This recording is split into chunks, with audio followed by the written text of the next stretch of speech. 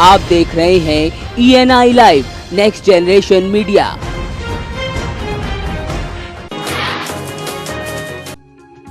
मिर्जापुर स्थित मां विंध्यवासिनी धाम में श्रद्धालुओं ने मां के महागौरी स्वरूप के दर्शन किए। प्रातःकाल आरती के बाद घंटा घड़ियाल गूंज उठे। कहा जाता है मां गौरी ने भगवान शिव को पति के रूप में प्राप्त करने के लिए कठोर तपस्या की थी, जिसके कारण इनके शरीर का रंग एकदम काला पड़ गया था। जिसके बाद प्रसन्न होकर स्वयं भगवान शिव ने उनके शरीर को पवित्र गंगा जल से धोया था। इस दिन कन्या पूजन और उनके सम्मान का विधान है।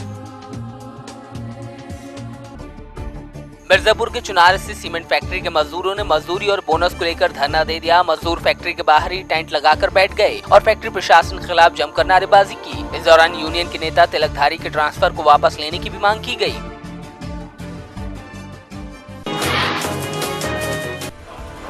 बिजनौर स्थित दिल्ली पौड़ी नेशनल हाईवे पर गांव हुसैनपुर में किसी वारदात को अंजाम देने की योजना बना रहे बदमाशों की पुलिस के साथ मुठभेड़ हो गई। मुठभेड़ में जहां गोली लगने से एक बदमाश घायल हुआ है, तो वहीं एक सिपाही भी बदमाशों की गोली से घायल हुआ। पुलिस ने मुठभेड़ में घायल बदमाश समेत 2 अन्य बदमाशों को हिरासत में लिया है।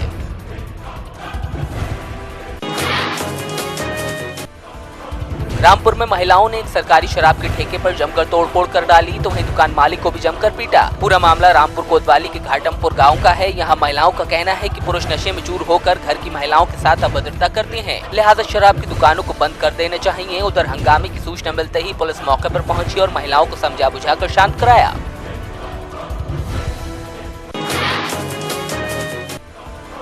मुरादाबाद में पुलिस ने एक नकली दवा की फैक्ट्री का भांडाफोड़ किया है। पुलिस ने मौके से नकली दवाएं और ब्रांडेड दवाओं के रैपर बरामद किए। खूबसूरती बढ़ाने से लेकर मर्दाना ताकत बढ़ाने वाली नकली दवाएं फैक्ट्री में तैयार की जाती थी।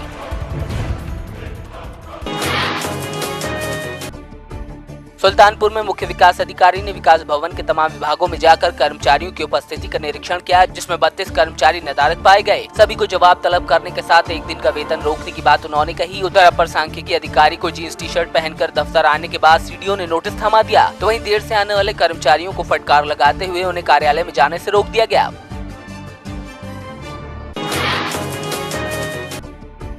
बलिया जनपद के गढ़वार ब्लॉक के जनोपुर गांव में सालों से बना एनएम सेंटर अपनी बदहाली पर आंसू बहा रहा है। यहां कार्यकर्तियां नहीं आती, इतना ही नहीं सेंटर को मवेशी खाने में तब्दील कर दिया गया है। सेंटर कई सालों से दबंगों के कब्जे में है, तो एनएम सेंटर पर शराबियों का जमावड़ा रहता है। नहीं, वहाँ पर ऐसा है, कुछ दबंगों का वहाँ पर ये दबदबा है, उसके लिए हम कार्रवाई करने के लिए और इसकी जाँच में बैठाए हैं। दोषी पाए जाने पर उसके विरुद्ध कार्रवाई की। मैनपुरी किशनी पुलिस ने लूट करके भाग रहे लुटेरों को दबोच लिया। पूछताछ में पता चला कि आरोपी बेहद ही शातिर किस्म के हैं। इन्होंने पहले भी कई लूट की वारदातों को अंजाम दिया है। आरोपियों के पास से पुलिस ने लूट की बाइक समेत हथियार और दंपत्ति से लूटी गई नकदी बरामद की है।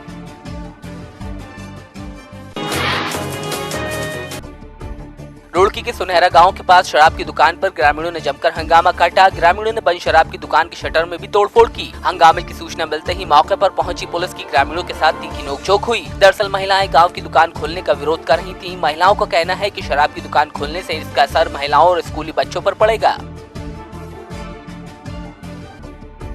रुड़की पुलिस के हाथ बड़ी सफलता लगी है। पुलिस ने मुखबिर की सूचना पर देसी शराब का जखीरा पकड़ा। पुलिस ने एक मकान में छापा मारा, तो वहां भारी तादाद में शराब की पेटियां छुपा कर रखी गई थी। पकड़ी गई शराब की कीमत 38 लाख रुपए बताई जा रही है। वहीं मौके से अंधेरे का फायदा उठाकर 2 शराब तस्कर फरार हो गए।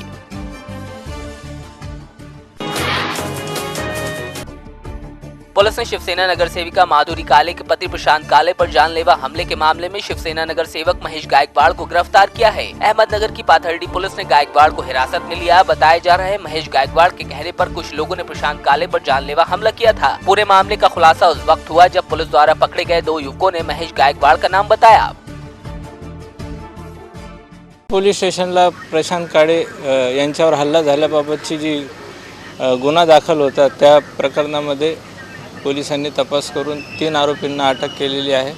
या गुन्ह्याचा तपास अद्याप सुरू आहे। अजून याच्यामध्ये काही आरोपी निष्पन्न होण्याची दाट शक्यता आहे। बांधवगढ़ विधानसभा उपचुनाव के चलते कांग्रेस प्रत्याशी सावित्री सिंह के समर्थन में एमपी के पूर्व मुख्यमंत्री और कांग्रेस नेता दिग्विजय सिंह चुनाव प्रचार करने पहुंचे। दिग्विजय सिंह ने मंच से विवादित बयान देते हुए मुख्यमंत्री शिवराज सिंह चौहान को दलाल बताया, तो वहीं प्रधानमंत्री नरेंद्र मोदी को झूठा कह डाला। ईमानदार लोगों की जरूरत नहीं है, उनको अमित शाह जैसे लोगों की आज पूरे देश में, प्रदेश में आवश्यकता है। मैं तो इतना ही कहूंगा कि कोई भी पुराना आरएसएस और जनसंघ के जमाने पे काम करने वाले लोगों से पूछ लीजिए कि आज वो कहाँ हैं, और नए नए जो नेता खड़े हो गए हैं, दलाल और ठेकेदार, उन्हीं की चल रही है। वही मंच पे जाते हैं और वही माला पहनाते हैं। दमोह के ग्राम तारादेही में आयोजित वेदी प्रतिष्ठा कलशारोहण और तिलक महोत्सव में सूबे के वित्त मंत्री जयंत कुमार मलैया ने शिरकत की। तो वहीं गांव में स्थित मंदिर पर जाकर उन्होंने पूजा अर्चना की। साथ ही महाराज सहित अन्य कई संतों का आशीर्वाद प्राप्त किया।